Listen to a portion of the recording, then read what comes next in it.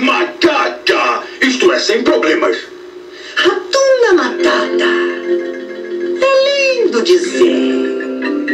Hakuna Matata! Se vai entender.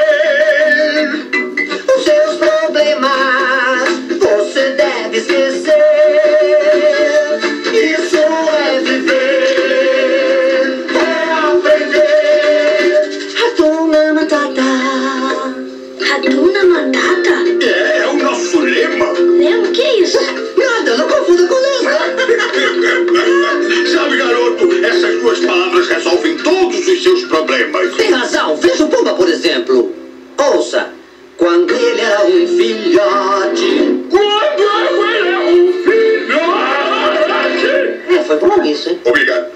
Sentiu que seu cheiro era de um porcalhão. Esvaziava a savana depois da reeleição. Era só eu chegar e era um tormento.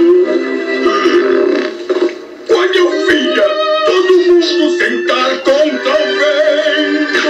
Ai, que vexame! Não deixei! Mudar meu nome! Não, tem que ter o nome. Me sentia tão triste! Cada vez que eu... Ei, Pumba, na frente das crianças, não. Ah, desculpe.